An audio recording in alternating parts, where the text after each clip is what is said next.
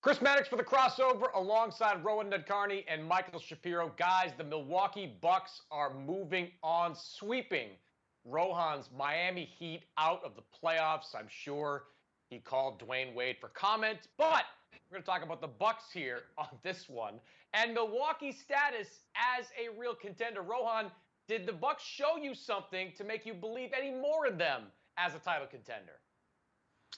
I think they did, Chris. I mean, I always took this team seriously. I picked the Bucks to win that series in 5 games for a reason. I thought they were really good during the regular season, and it's obvious they've been overlooked to a degree because of their playoff exits. The last couple of years, playoff exits, and honestly, under a little more scrutiny, I don't think are as bad as people thought at the time. But the way in which Milwaukee drubbed its opponent in the first round was just remarkable. I was talking to our colleague Michael Pina earlier this morning, who pointed out to me that Drew Holiday was a plus 98 in that series. No one else in the playoffs has come close to that kind of plus minus. And while that's not a tell-all stat, it does start to scratch the surface of how much better this team is this year, in part because of someone like Holiday. I think he's going to be a huge factor in what's shaping up to be a second-round series against the Nets. So, and what's impressive, the Bucks didn't even have to go small in the first round. They kept Brook Lopez on the floor for most of the series, so I think they have some versatility. They showed me a lot in the first round. This looks like a focused, motivated group that's better than it's been the last couple years. The DiVincenzo injury hurts, but I think they're going to be an absolute force in the East.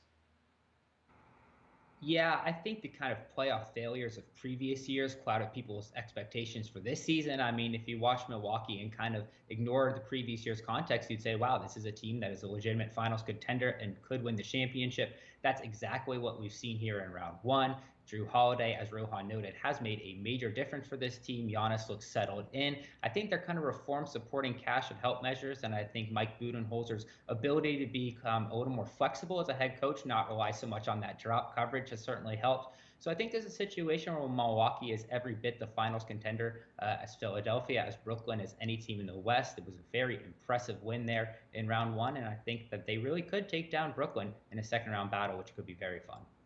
Yeah, I agree with everything you guys said.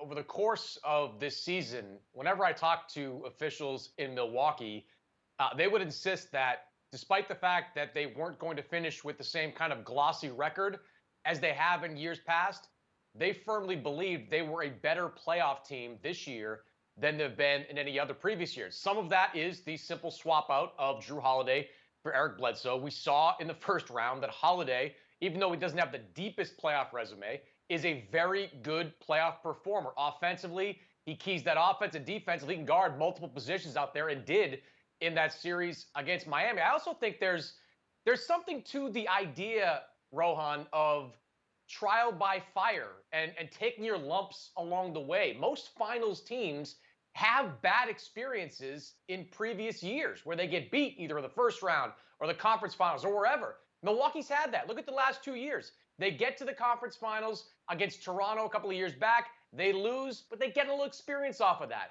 Last season in the bubble, a completely different type of dynamic. They lose in the second round. They learn something from that. So I think in addition to the tangible changes we see on the floor, we're seeing a team that absolutely understands or know is a better team because of what they've experienced.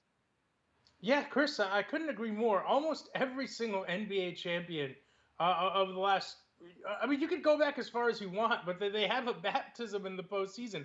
I think the Lakers in the bubble are probably the only exception in recent history, and that is in large part due to LeBron James, who is kind of his own playoff experience. But you look at the Warriors, they lost to the Spurs in the playoffs. You look at LeBron's Cavs team, they lost the year before to the Warriors. You look at the Raptors, how many years were they bumping their heads up against LeBron until they finally got Kawhi Leonard, another piece to put them over the top? I agree. It's what most championship teams go through. They have to have those losses that kind of wake them up, that make them realize their flaws, and push them over the top. So I'm with you there. I think those experiences have helped.